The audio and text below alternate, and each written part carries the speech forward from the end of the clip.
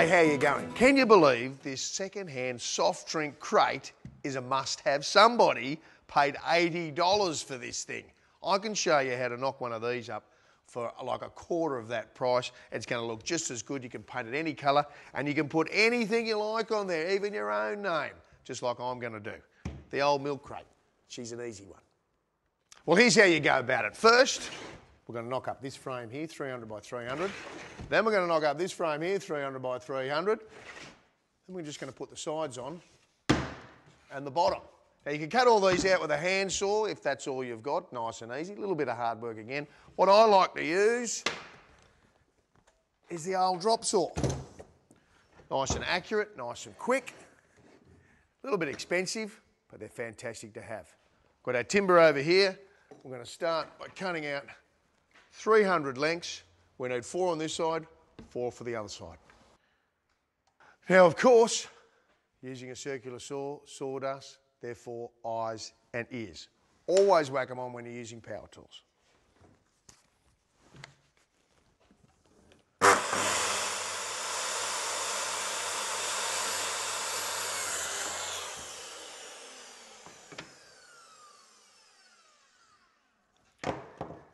To make things a little bit quicker, because this doesn't have to be absolutely spot on to the ½ millimetre, because it's an old second-hand milk crate and you're going to distress it with paint and things like that, knock it up a bit, maybe scratch some sides, paint it and then sand it back a bit. So, save a bit of time. I like to line that first one up there, give him a little mark there. He's my template, put a T on him like that, and you know that's your first one, because if you keep using the next one and you're ½ mil out, that'll obviously compound all the way down to the track, so when the last one you cut, you might be 3 mil out. This way, you're only ½ mil every single time. So it's pretty accurate, but it's no joinery.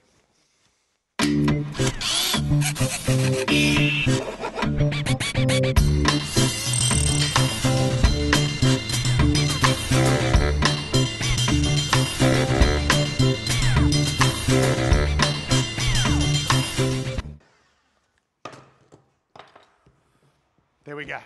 Got all our side pieces, we've just got to screw them all together now.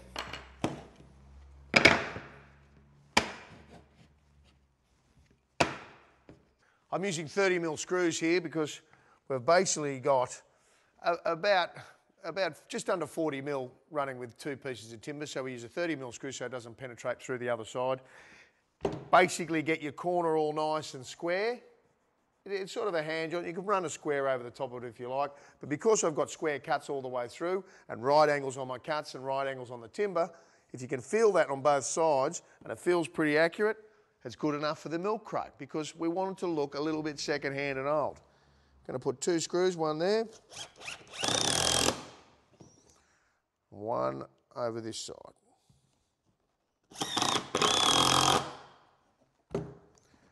Same on the top one.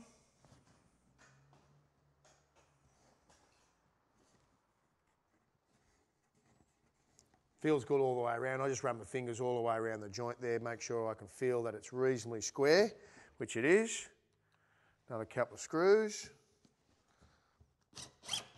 Like that.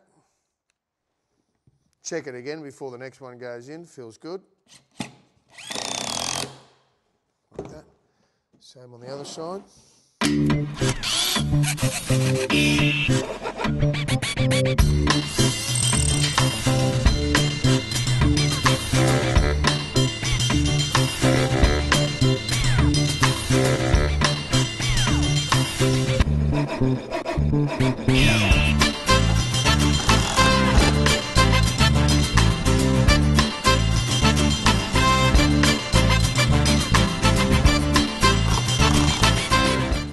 Second one done. Ready to put the sides on and then the base, and we're almost done. Okay, we've got our 2 ends here all screwed. Notice I've got the screws on the inside. Unfortunately, we're going to have our screws on the outside for the cross members, but that's all right as long as we haven't got screws all over the place.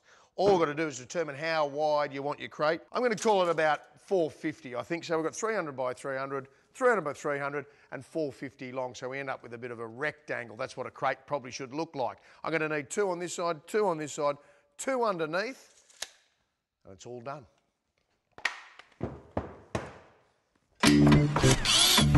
Now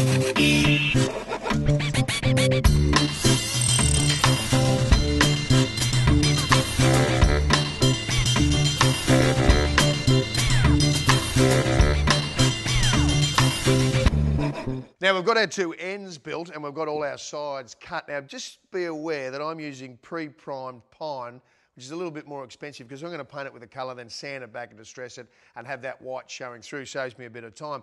You can use old fence palings, you can use an old pallet. If you find a pallet on the side of the road, cut it up and use it to build the crate. That will cost you absolutely zero. All right, we're ready to go with the sides here. I'm going to turn it on its side like that and then lay these guys straight over the top, flush with the bottom. Get him in there like that. Again, I'm getting a feel for my job by just running my fingers along the corners here, and that gives me my squareness by just feeling it out. That's what I like to do. When you're building something like this, you can do that. You can just feel it out and get it reasonably square, and that's exactly what we're after. A couple of screws in the mouth. Someone's knocked off my drill. There it is.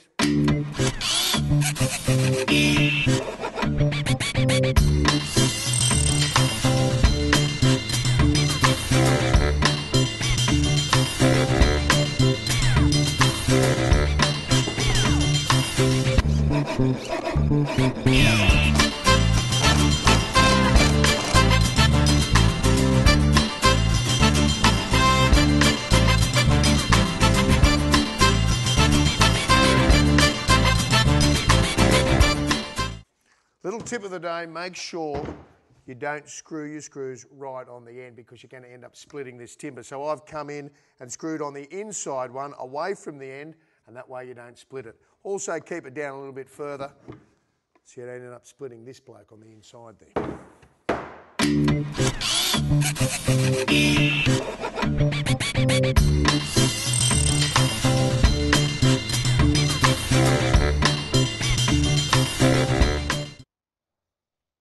All four sides are nicely done.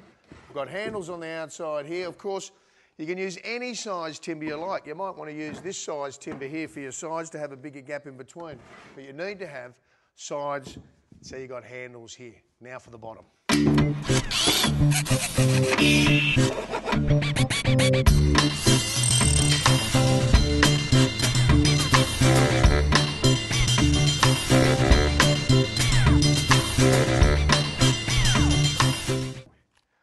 Well, there you go. She's all done. One recycled old milk crate that you built brand new in your own shed. You can have it this way for magazines or something like that.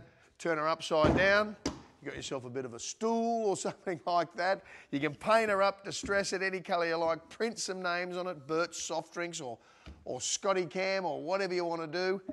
And it's a lot cheaper than $80, trust me.